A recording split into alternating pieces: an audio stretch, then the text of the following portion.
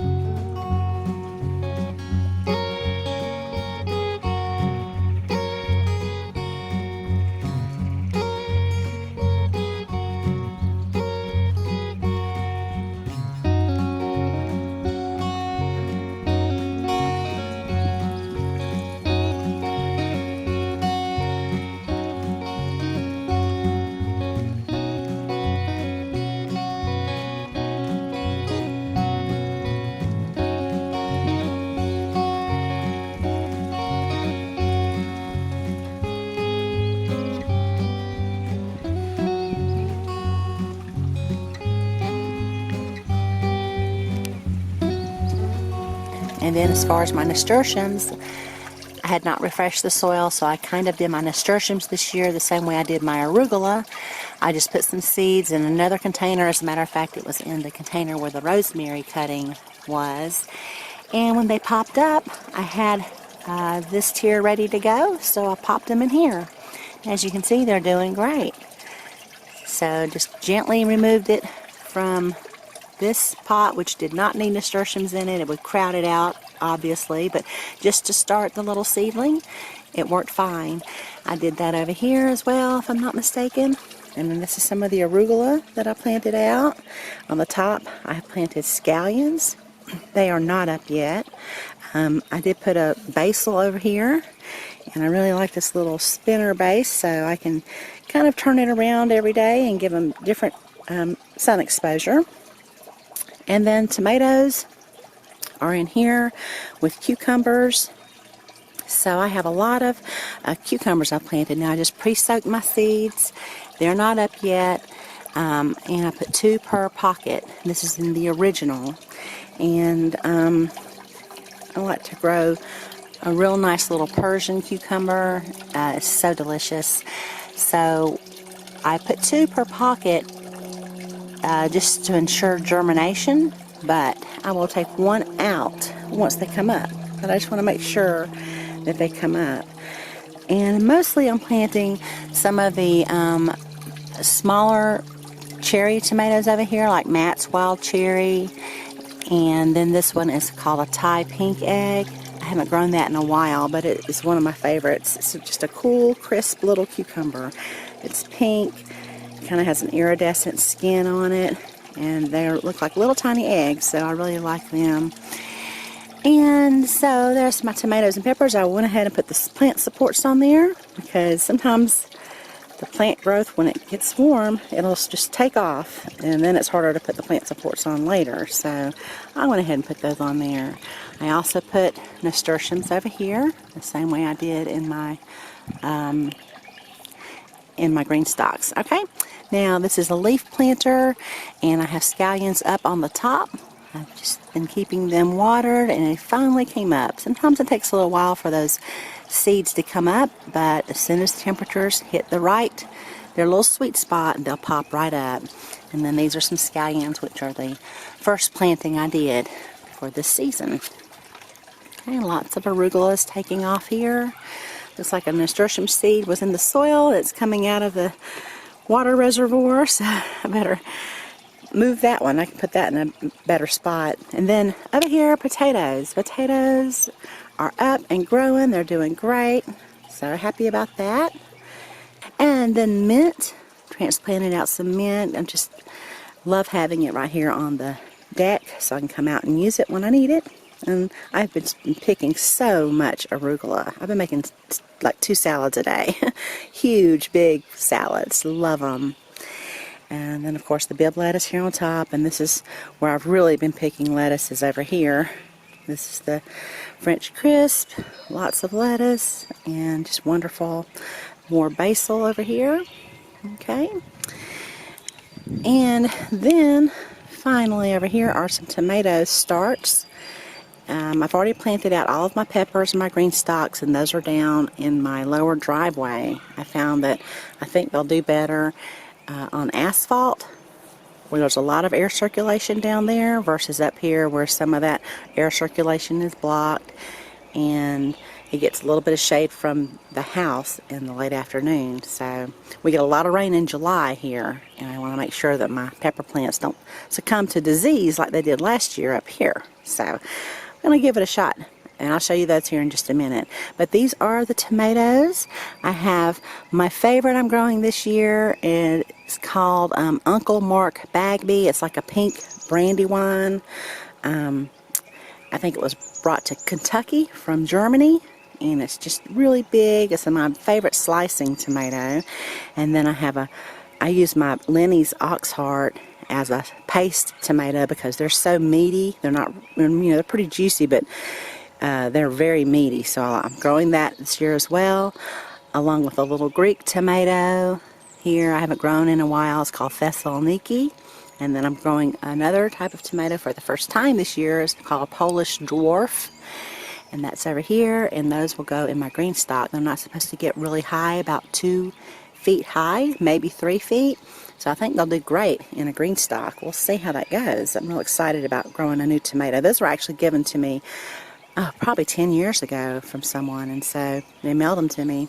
I just never got around to growing them, so they germinated, and here we are.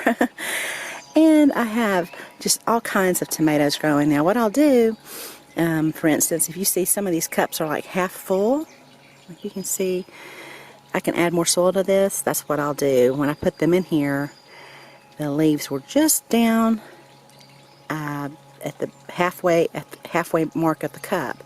So now that it's grown, I'll go backfill with some more dirt, so those roots will grow out into the dirt, and I'll have a better root ball when I go to transplant them. Okay, and I have just some pre-made soil here.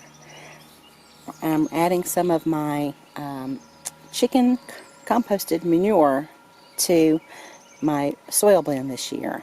I showed y'all how I like to how we're doing composted chicken manure in another video, and I'll leave a link to that if you missed it. But at any rate, I have a little bit more peppers growing here, some celeriac, and these will go in another green stalk. I have about 2 more green stalks I've got to mix soil for and fill them up. Okay, and down there, I won't take y'all down there this year. There's a lot of stuff growing, but like I said, it's more of my passive garden, and I don't really do much down there. I think I did throw out some melon seeds, some winter squash and melon seeds down there. So now I'll head down to my peppers in the driveway, and then up to the square-foot garden.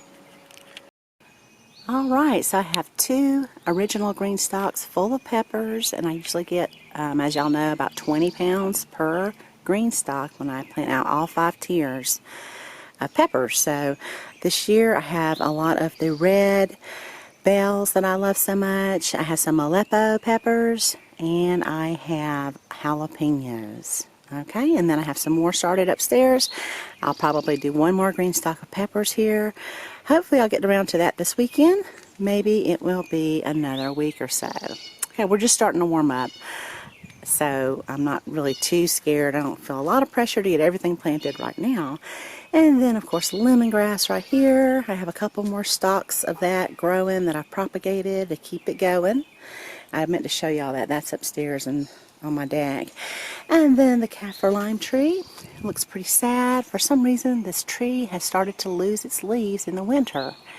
Every winter it's become almost like it's a deciduous tree. I think the rootstock might be taking over because the trifoliate orange tree is what is commonly used to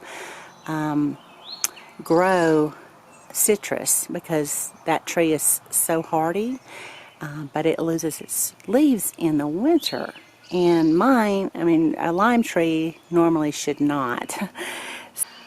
I'm not sure what's happening with this tree. It's hanging in there. Sometimes the leaves will start to fill in about this time of year, right when it starts to get warm. So I have a ton of blooms on here. That's happened to me before with my Meyer lemon tree. One year it was nothing but blooms and just a few leaves. So hopefully I'll see some more leaves on here later in the summer. And then over here is a calamondin. There's one little tiny one there. I need to cut off some of this dead wood. It didn't do too well over the winter in the garage, but it's hanging in there. It's got a lot of green growth there. I just need to cut off some of that dead wood. And then the Meyer lemon tree right here. And it has a lot of blooms on it as well. It's looking pretty good. Okay, now we'll head up to the blueberries and then the square foot garden. Okay, so last night I put this on to cover my blueberries, and I ended up buying a new mosquito net this year because we have a few more blueberry bushes and I needed a bigger net. So I get this off of Amazon, and what I did is I bought some more shepherd's hooks from Big Lots, the 84-inch tall shepherd's hooks, and opened up that mosquito net very carefully as to not cut the mosquito net itself, and then just patiently unraveled the netting because it takes a little while. I don't expect to do it really fast, and then hung it here. So I'm going to get some clothespins here and secure that so the birds can't get in there.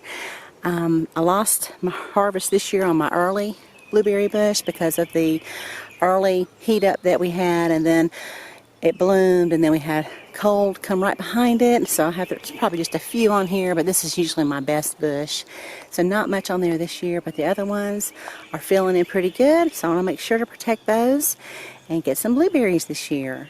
So I'll get some clothespins, like I said. I will close the holes here, and some people use bird netting. I don't particularly like bird netting because when I go to pull it off to harvest, all my berries fall off. So this makes it so much easier to get in there and pick those blueberries, cover them back up so they can be protected.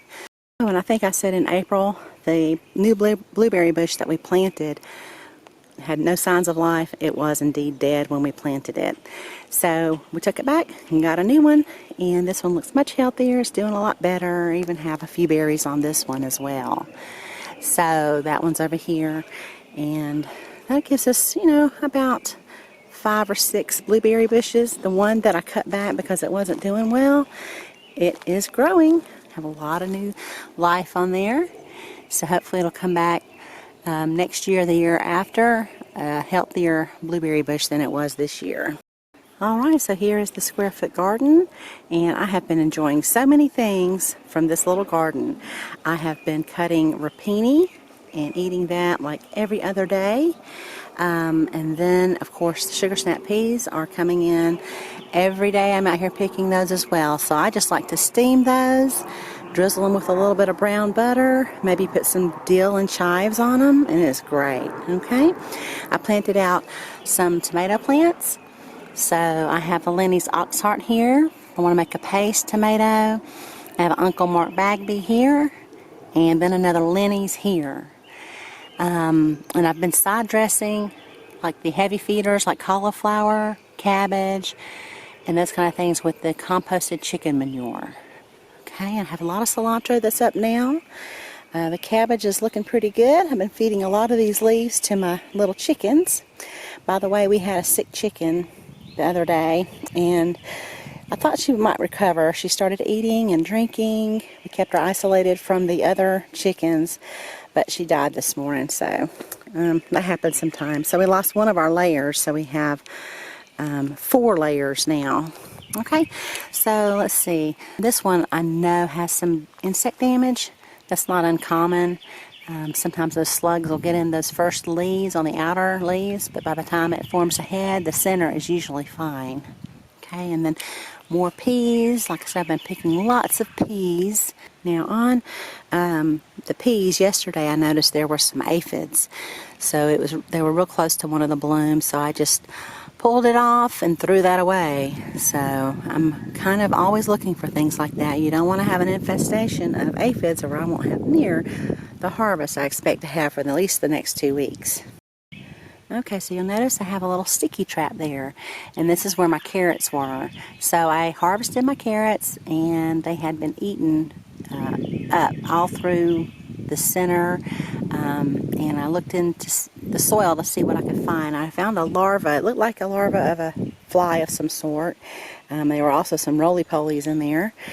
So they could have both done the damage, but I think it may have been the carrot fly. The larva of the carrot fly will eat that carrot and just ruin your crop. So it eats parsley as well. I also lost my parsley I planted out here, so it could be what was the problem.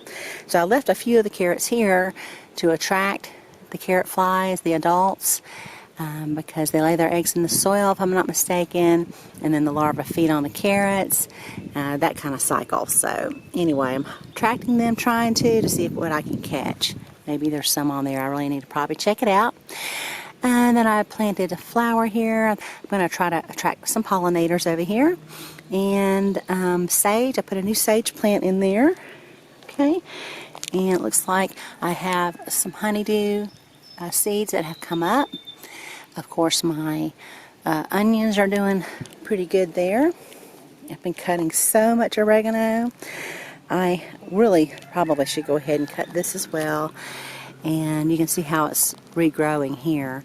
But I easily have 2 huge quarts of dried oregano. And 1 quart usually does not get me through to the next year. So I went ahead and just dried 2 quarts this year. So I know I have plenty. But I don't know. I might just have to dry some more. We'll see. After I plant my rest of my tomatoes and GreenStalks, of course. And dill, scallions, a sweet potato plant here. I've been propagating a lot of sweet potatoes, and so I popped one in down here. And then thyme, the lemon thyme I had in here was about to dry out on me. It wasn't rooting down good. There you go. It's happy now. It's looking really good. Alright, and more tomato plants over here. This one's called a Lemon Boy from Johnny's Seeds. This is orange minsk, and that was another seed someone gave me about 10 years ago with the Polish dwarf, and so I gave it a try, and it germinated, and so we'll see how it does. And then a Thessaloniki, that's a little Greek tomato. It's a real juicy, wonderful little tomato for salads. I love it. Okay, and then chives back in here. Another cabbage, Napa cabbage. There's a rosemary hiding down in there. Another cauliflower, and then rapini right there. It's looking really good, big and healthy. And then sweet potatoes back there in the corner. All right, and I have here this is a winter squash called Delicato. Okay, that's a wonderful little squash. And then leeks are coming up here, and then I had to put out some more parsley seed because I lost my other ones. I guess it was to the carrot fly. So there's the square foot garden. So if you have any questions, let me know. I'll be more than happy to try to help you. Thanks so much for watching. Y'all have a beautiful day.